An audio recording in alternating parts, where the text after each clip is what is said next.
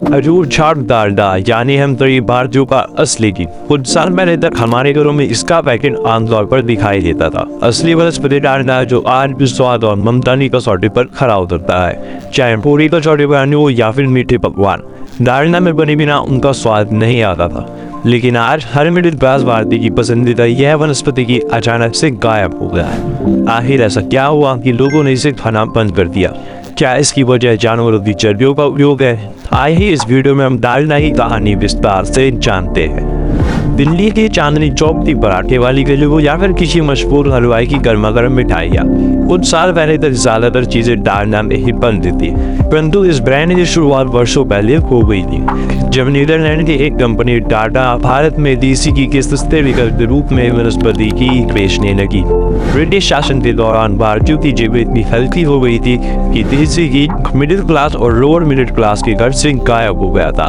यह केवल नवाबों और शाही खानदान की रसोई की शान बनकर रह गया था। उस समय आज की तरह कोई वेजिटेबल ऑयल का विकल्प भी नहीं थे। ऐसे में वनस्पति घी की जरूरत महसूस होने लगी। डाल्टन कंपनी का यह हाइड्रोजनेटेड घी भारत में इंपोर्ट किया जाने लगा, जिसे डाल्डा वनस्पति के नाम से बेचा गया। आपने सुना होगा कि वनस्पति घी क्या है, लेकिन हाइड्रोजनेटेड वनस्पति घी क्या है? असल में यह एक प्रक्रिया है जिसमें कुकिंग ऑयल या किसी भी वेजिटेबल ऑयल को हाइड्रोजन ऐड करके उसे सॉलिड फॉर्म में कन्वर्ट किया जाता है। हमारा प्रिय डालडा भी इसी प्रकार बनाया जाता था।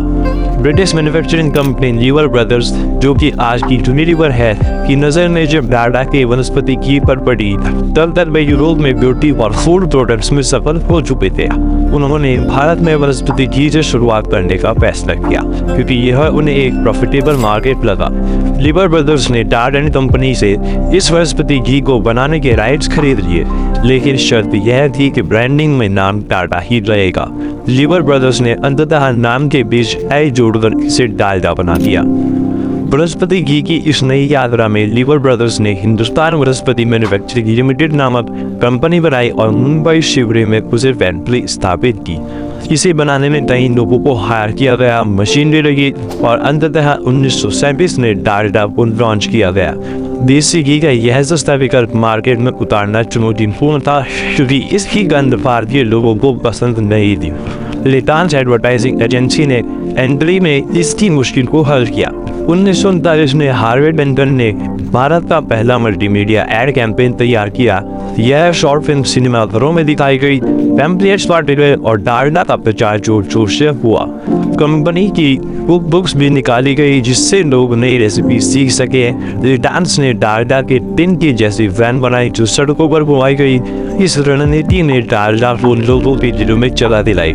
100% शुद्ध वनस्पति घी के टैगलाइन और पीले डिब्बे पर पान ट्री के फोटो डालडा को भारतीय बाजार में मजबूती का स्थापित कर दिया। मार्केट एक्सेप्शन की रणनीति के तहत लीवर ब्रदर्स ने अलग अलग साइज में डालडा पैकेट्स लॉन्च किए, जिनमें छोटे पैकेट से लेकर बड़े टिन कंटेनर्स तक शामिल थे। लीवर ब्रदर्स ने स्ट्रॉन्ग डिस्ट्रीब्यूशन नेटवर्क का फायदा उठाकर डालडा भारत के हर कोने में पहुंच गया। 1950 तक डालडा भारतीय बाजार पर पूरी तरह से हावी हो गया था। हालांकि 1960 के दशक में डालडा पर विवाद उठ खड़ा हुआ। वनस्पति घी को लेकर विरोध संसद तक पहुंच गया, लेकिन देश में दूध की कमी और बेरोजगारी के चलते डालडा पर बैन नहीं लगाया गया। 1980 के दशक में ट्रांसफैट और रिसर्च ने डालडा के सेहत की हानिकारक होने की बात सामने लाई। इससे लोगों को डालडा के अविश्वास बढ़ा। अब अफवाहें फैली और इसमें जानवरों की चर्बियां मिलाई जाती है, इस तरह की बात होने लगी। डालडा का बढ़ता मार्केट शेयर और नए रिफाइंड ऑयल ब्रांड्स की एंट्री के साथ भारतीय बाजार में वनस्पति घी की मांग घटने लगी। 2003 में हिंदुस्तान यूनिलीवर ने डालडा ब्रांड को एक अमेरिकी फूड कंपनी कंज को बेच दिया। इसके बाद डालडा ने वापसी के लिए कड़ी मेहनत की और 2010 में एडिबल ऑयल रेंज लॉन्च की। सीमित सफलता मिली। हालांकि अब डालडा वनस्पति घी ट्रांस फैट फ्री है, फिर भी ज्यादातर लोग इसे अनहेल्दी मानते हैं। अब यह सवाल है कि भारतीय बाजार इसे फिर से अपनाएगा। आप कमेंट करके जरूर बताएं कि आपकी इस बारे में क्या राय है।